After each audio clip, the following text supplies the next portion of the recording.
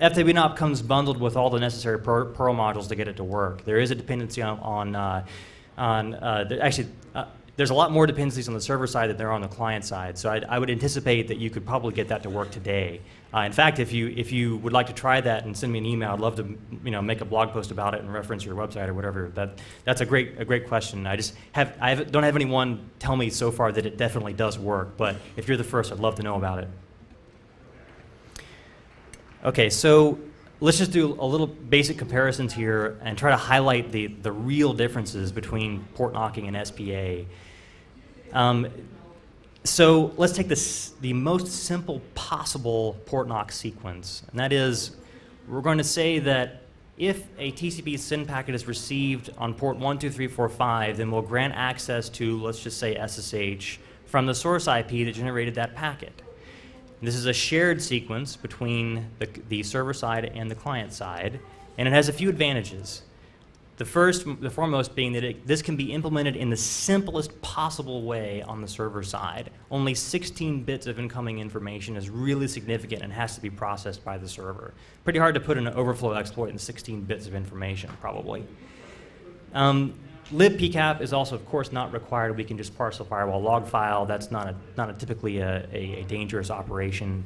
And any web browser even could be your port knocking client. You don't have to have any specific special software on the client side to generate such a sequence. And also, a pretty effective attack against port knock sequences in general is the fact that since it's a sequence, typically, if an attacker can eavesdrop on your traffic, they can spoof a packet to the last port they just saw in the sequence, and then can thereby convince the server side that the client doesn't really know the valid sequence and therefore deny access to the real client. So you can't do that when only a single packet is involved. So disadvantages, well, nmap now becomes my, as an attacker, my port knock client. I'll just nmap the target twice. From the first, of course, nmap doesn't scan every single port by default, but I can certainly make it do that if I like. Scan every port, and then scan the target again, and see what server ports are now open to me. I don't really want to make nmap my port knock client. So this still has some measure of security, of course. I mean, sort of analogous to running SSH on a different port, that kind of thing. If you've got any sort of automated attack out there against SSH that doesn't combine such a port scan, it's probably not going to pick up that it has to scan this particular port before gaining access. So let's step it up a little bit. The first version of FWNOP combined port knocking and passive OS fingerprinting, and it did this across IP tables log messages. But the basic concept is to have multiple packets that can involve multiple protocols and also fingerprint the SYN packets coming in the same way that POF does, to only grant access to particular networking stacks that have been fingerprinted. So like, for example, the Linux 2.6 kernel. Disadvantages. Well, I'm sorry, advantages.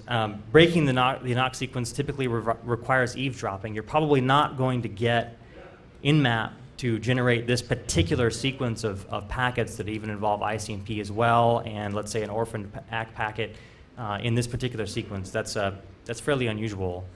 But I should note, of course, and probably everyone here does, that it's not a good idea to assume that your packets are not being monitored. I always assume that, try to, even though I can't always protect against everything. And just as an example here, I say plus POF. If you look at the IP tables log message down here at the bottom of the screen, the log TCP options command line argument to IP tables will have it log the options portion of the TCP header, and combine that with the fact that POF really only needs a few things that include the TTL value and the TCP window size and the options fields. You can now completely do everything that POF does, but just use IP tables login messages to do it. Its source of data is the same. So, well, disadvantages, and this applies also to encrypted port knock sequences. Any sequence that involves multiple packets like this at different ports looks like a common malicious activity known as a port scan to any intermediate IDS that may be watching the packets from the client to the server. Also, sequence replay is trivially possible whenever eavesdropping is involved. Now, there have been some strategies to try to mitigate or make replay attacks across port knocking implementations a little bit more difficult. For example, S-key style iteration of a hashing function, but they're not really that scalable, I'd say, and sort of difficult to apply to lots of users. It's difficult. It's hard to get port knock sequences to not be vulnerable to replay attacks. And also, this is strictly a shared sequence, of course. We're not talking about using any encryption yet. Okay, so next iteration, you can, however, encrypt port knock sequences and combine those with BOF at the same time. This probably represents the height of port knocking. You've got encrypted data as well as stacked fingerprinting involved. And again, this can be implemented within firewall logs, so your complexity is lower generally than something that must sniff a network directly with libpcap, for example. But block sizes and Rindall and things now require you to have a certain minimal length to your port knock sequence, and that makes it really look like a port scan to an IDS. So I don't typically like trying to set off IDS alarm bells, and I'm really only just trying to gain access via this passive mechanism on the server side. I personally know someone who was working at a company I worked for once upon a time, and he used to like to scan his remote systems from work because he wanted to try to verify that his firewall was currently working and that the system wasn't responding to ports that it shouldn't be.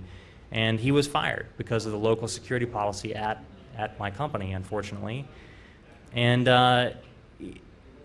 if he were using port knocking, he wasn't, I mean, the intent of what he was doing would not have even been to scan his system, but it would look indistinguishable to the security team because it would really look like there's no difference between a port knock sequence and a scan. It really does look like a scan.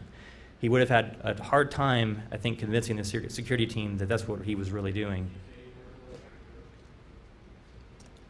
Okay, so single packet authorization, in contrast, it's fast. You don't have to build in any time delays between successive packets because there's only one packet involved. It has a minimal network footprint. It doesn't look like a port scan.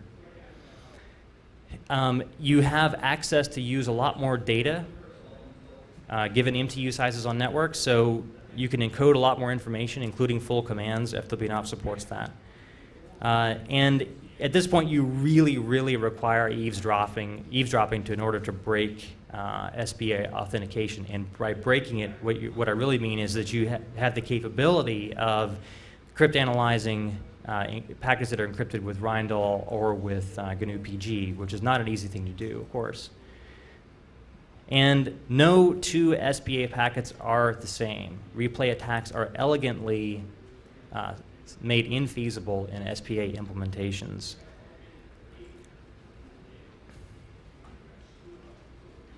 However, the code complexity to accomplish that is higher. And therefore, I think that there is some room for port knocking implementations still. It really depends on where you draw the line. Do you consider that passive sniffing is the most important thing to be concerned about? Do you consider that replay attacks are the most important thing to be concerned about, or not? So even, I should note, however, that we're still talking about a passive mechanism. It's not as though you can scan for your SPA server. And indeed, with the 1.9.6 release, it's even harder to even detect that SPA is actually in use on a particular network, even if you're monitoring all the data, all the traffic. We'll see that in a minute. With GNU PG, we can even extend things further. Typically, I use a 2048-bit GNU PG key for my SPA packets. And you can use important GNU PG keys, GPG keys. It's just used for message signing on the client side, so you don't need to generate a new key on the client side, although you should generate an unimportant server-side key for this, because FWNOP needs access to the password so it can decrypt on the server side the incoming data.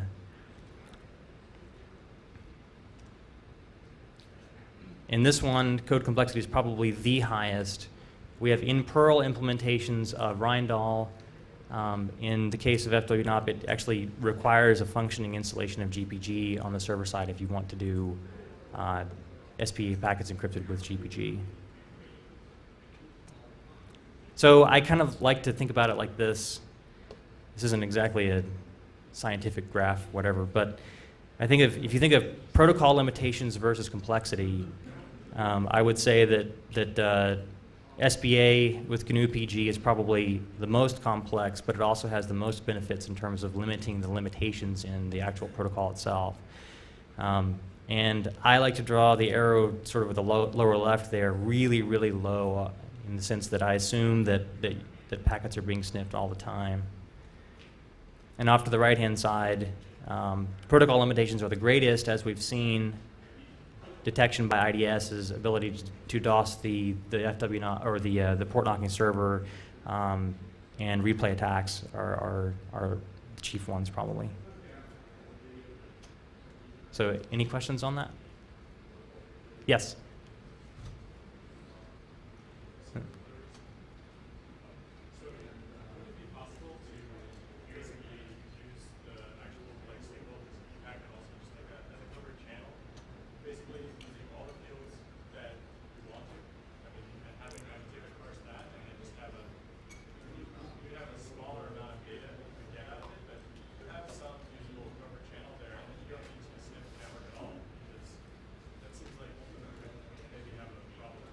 Yeah. So I think it's Jake, right?